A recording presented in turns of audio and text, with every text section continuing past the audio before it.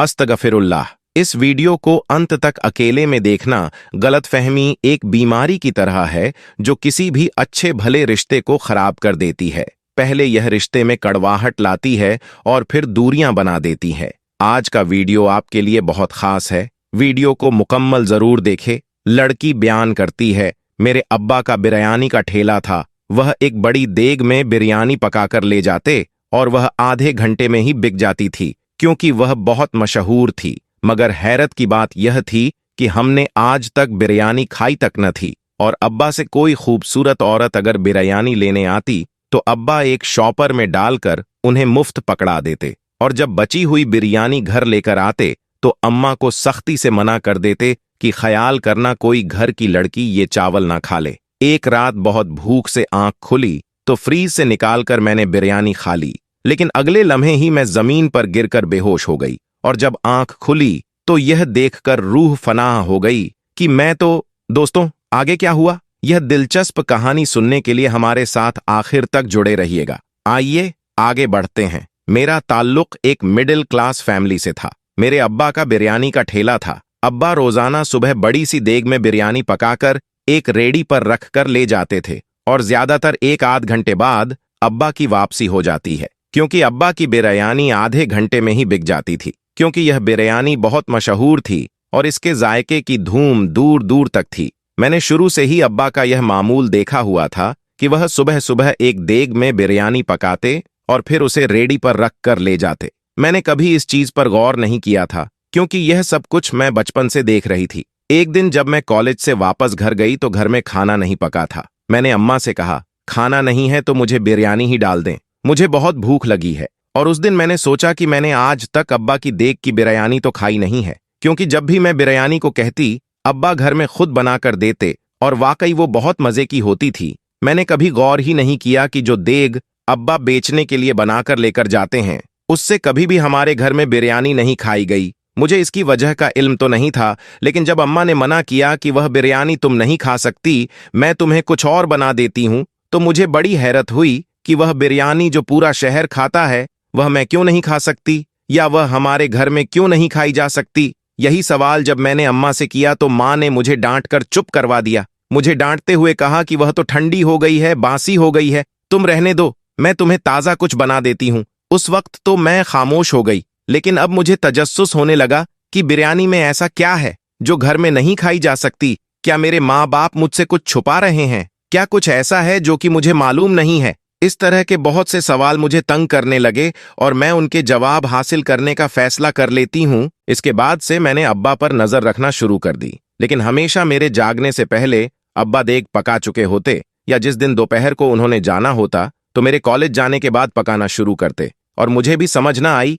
कि इस बिरयानी में ऐसा क्या होता है, क्योंकि मेरे सामने वह देग पकाई ही नहीं गई थी। एक दिन अब्बा ने दोपहर में बिरयानी लेकर जानी थी। मेरे कॉलेज जाने के बाद अब्बा ने बिरयानी पकाई और हमेशा की तरह रेडी पर रखकर उसे ले गए। उसी दिन मुझे कॉलेज से जल्दी छुट्टी हो गई तो मैंने जल्दी से अपने दोस्त का बुरखा पहन लिया और अब्बा की रेडी के पास जाकर खड़ी हो गई। मैं देखना चाहती थी इस बिरयानी में ऐसा क्या है जो कि मुझसे छुपाया जा रहा है। अब्बा की रेडी के पास बहुत ज्यादा भीड़ थी, लोग लाइन लगाकर बिरयानी ले रहे थे। इतने में मैंने देखा कि एक खूबसूरत औरत आई और उसने जाकर अब्बा से कुछ कहा और अब्बा ने खामोशी से एक शॉपर में बिरयानी डालकर उसे पकड़ा दी और वह औरत पैसे दिए बगैर चली गई। मुझे बड़ी हैरत हुई कि यह कौन औरत थी और अब्बा ने इससे पैसे भी नहीं लिए। आखिर इसके पीछे क्या राज है? अब तो मुझे उस औरत का राज भी मालूम करना था।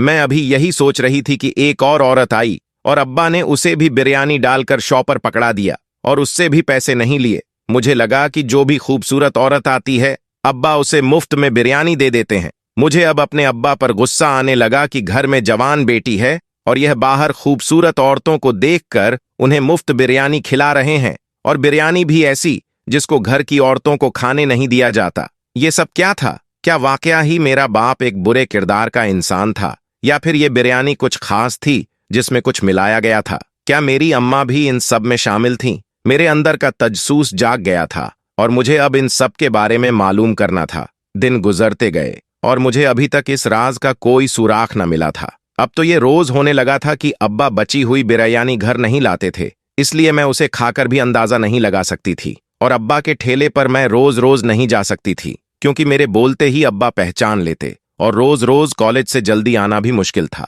लेकिन जब भी मैं अब्बा के ठेले पर गई तो मैंने उन 2-3 औरतों को देखा जिन्हें अब्बा मुफ्त में बिरयानी पकड़ा देते थे। लेकिन हैरानी की बात यह थी कि अब्बा ने उस बिरयानी के पहले से शॉपर बनाकर रखे होते थे।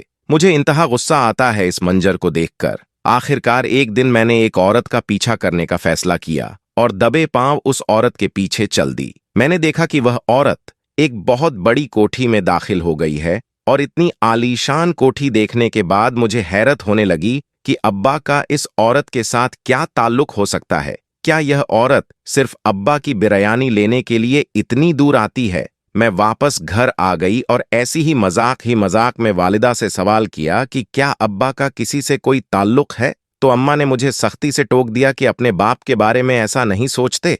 अब मैं सोच रही थी कि माँ को बता दूं कि अब्बा ऐसा करते हैं, लेकिन मुझे समझ नहीं आई कि मेरे पास तो कोई सबूत भी नहीं था। और फिर एक दिन अब्बा शाम को तैयार होकर कहीं जाने लगे तो मैंने पूछा कि आप कहाँ जा रहे हैं? अब्बा ने कहा कि वह अपने दोस्त से मिलने जा रहे हैं।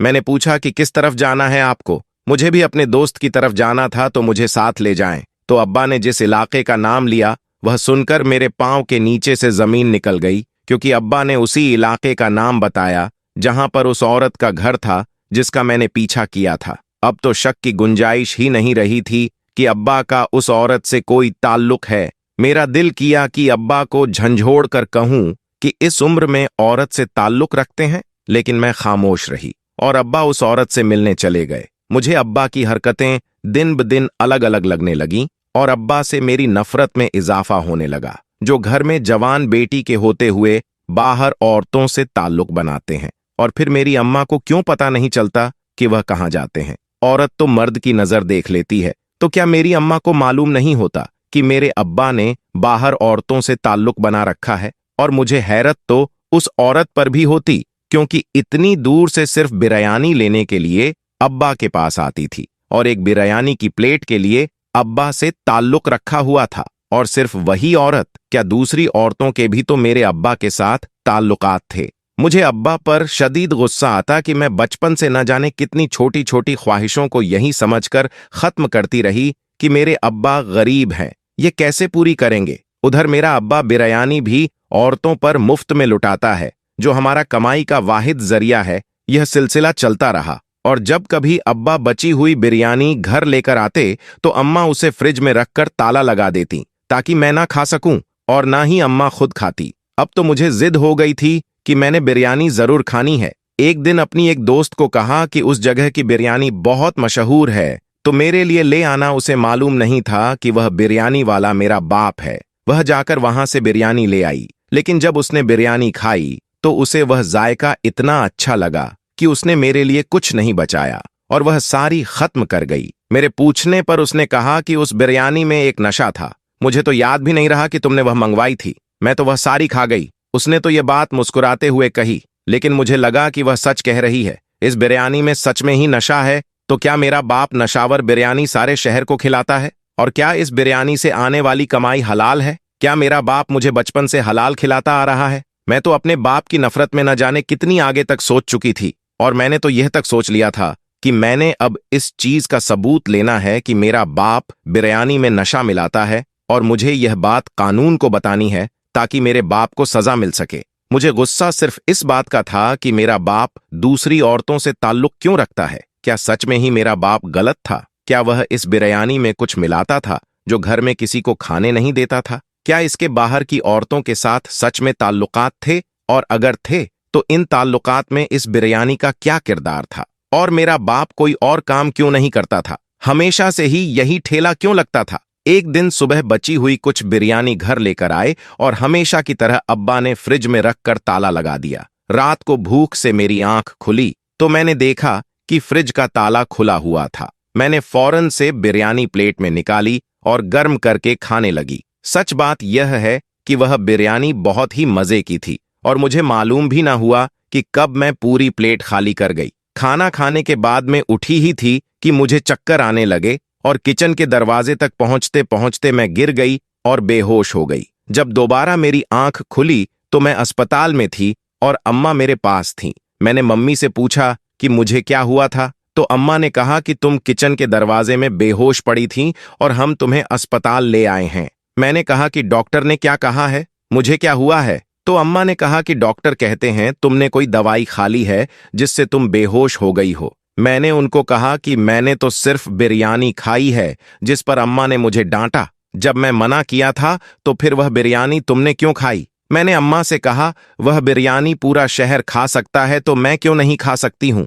और अगर वह दवाई बिरयानी में थी तो इसका मतलब है कि अब्बा पूरे शहर को बिरयानी दवाई वाली खिला रहे हैं। अब तो मैं ये बात सबको बताकर रहूंगी। इस बात पर मुझे अम्मा ने और भी सख्ती से डांटा और कहा कि मैं अपने बाप पर शक कर रही हूं, और वह बाप जिसने मुझे पाल पोस कर जवान किया है और उसी की बिरयानी की कमाई हमेशा मुझे खिलाई है और मेरी हर जरूरत पूरी की है, और मैं आज उस बाप की कमाई के जरिए पर शक कर रही हूं। और यह कि इस बिरयानी में कुछ भी नहीं था, तुमने ही जरूर कोई दवाई ली है, और अगर यह बात किसी को पता चली तो तुम पर खुदकुशी का केस बन सकता है। अभी तो हमने डॉक्टर से कहा है कि इसने कोई दवाई नहीं खाई, शायद सर दर्द की कोई गोली खाई होगी जो एक्सपायर हो गई होगी। अभी तो हमने बात बना ली है, लेकिन अगर तुमने ये बात किसी को भी बताई तो फिर तुम पर खुदकुशी का केस बन जाएगा। मैं तो अम्मा की बात सुनकर हैरान रह गई। मुझे इस बात पर अब कोई शक नहीं रहा कि मेरी अम्मा भी हर चीज में मेरे अब्बा के साथ मिली हुई है। मुझे अपने अब्बा के साथ साथ अपनी अम्मा से भी नफरत होने लगी,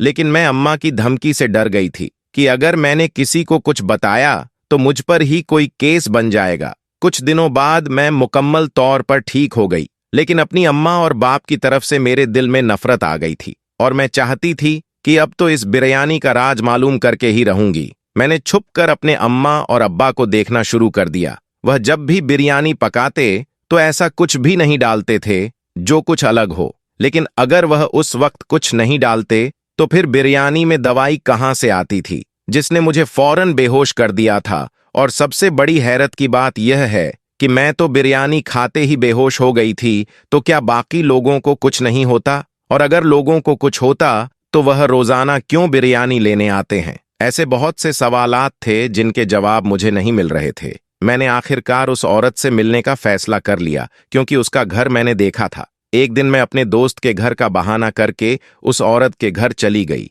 बैल देने पर एक मुलाजिम ने दरवाजा खोला। मुझे तो यह भी मालूम नहीं था कि उस औरत का नाम क्या था, इसलिए मैंने कहा कि मुझे इस घर की मालकिन से मिलना है। मुलाजिम ने मुझे एक कमरे में बिठा दिया और मालकिन को बुलाने चला गया। अब मुझे घबराहट होने लगी कि अगर उस औरत ने पूछ लिया कि तुम कौन हो, और उसने अगर यह बात न मानी कि वह उसकी बिरयानी लेकर आती है, तो क्या होगा? मैं अभी यही सोच रही थी कि एक मॉडर्न सी औरत कमरे में दाखिल हुई और मुंह से हैरत से सवाल करने लगी कि मैं कौन हूं और उससे क्यों मिलना चाहती हूं। मैं तो उस औरत को देखकर हैरान थी कि वह औरत तो वह नहीं थी जो अब्बा से बिरयानी लेकर आती है, यह तो कोई और ही औरत थी। अब मुझे समझ नहीं आ रही थी कि मैं इस औरत को क्या कहूं, क्योंकि मैंने उस औरत को इसी घर में दाखिल होते हुए देखा था और इस बात पर मुझे कोई शक नहीं था। यह तो कोई और थी, और इसको क्या बोलूं? मैंने उसे सच बताने का फैसला कर लिया। मैंने उससे कहा कि मैंने इस घर में एक औरत को दाखिल होते देखा था जो कि बिरयानी लेकर आ रही थी। मुझे उस औरत से मिलना है।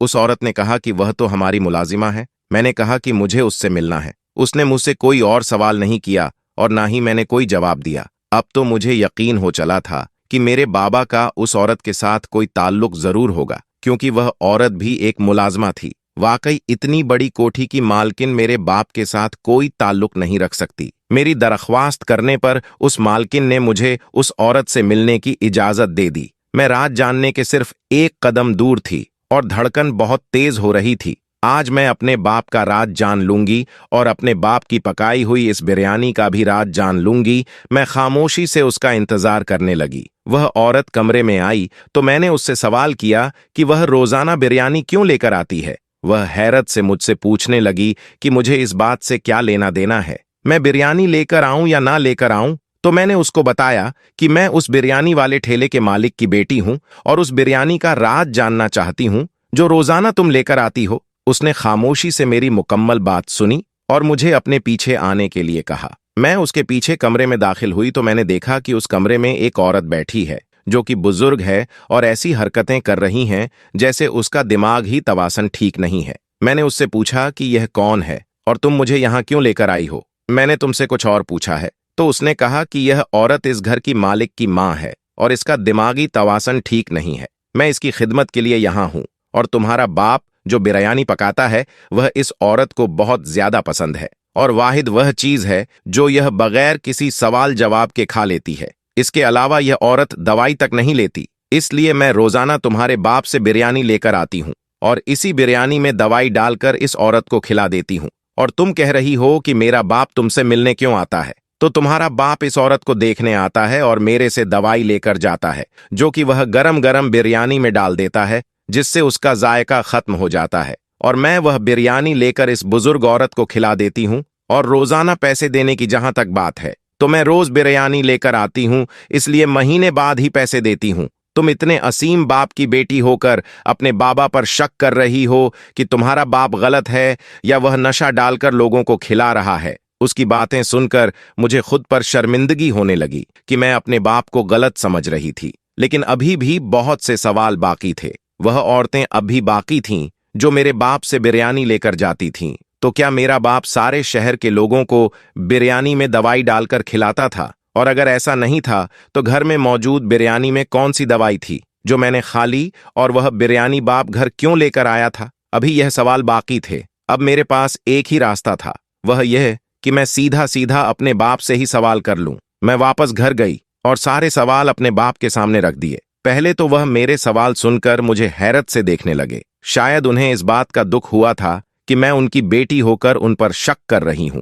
लेकिन फिर वह खामोश हो गए और मुझे अपने साथ चलने के लिए कहा। मैं खामोशी से उनके पीछे चलने लगी। फिर वह मुझे एक ओल्ड होम में लेकर गए, और जब मैं उस ओल्ड होम की मालकिन के कमरे में दाखिल हुई तो मुझे झटका लगा, क्योंकि यह तो वही औरत थी जो मेरे बाप से रोजाना बिरयानी लेकर जाती थी, और उसने भी तकरीबन वही बात कही। इसके ओल्ड होम में कुछ बुजुर्ग ऐसे हैं जो कि खाना नहीं खाते, और वह भी इस बिरयानी में ही दवाई डालकर इन बुजुर्गों को खिला देती है, और इनका भी रोजाना का खाता है, इसलिए वह भी रोज पैसे नहीं देती। अब तो मुझे अपनी सोच पर शर्मिंदगी होने लगी थी। मैंने फौरन अपने बाप से माफी मांगी, लेकिन एक सवाल अभी बाकी था कि घर में मौजूद बिरयानी मुझे क्यों नहीं खाने दी जाती, और इस बिरयानी में दवाई कहां से आई? और इस सवाल का जवाब भी मुझे अपने बाप से ही मिल गया, क्योंकि बिरयानी इतनी मशहूर है कि वह कभी बची ही नहीं। और वह बिरयानी जो वह घर लेकर आते हैं, कभी कभी वह बिरयानी ओल्ड होम वाली होती है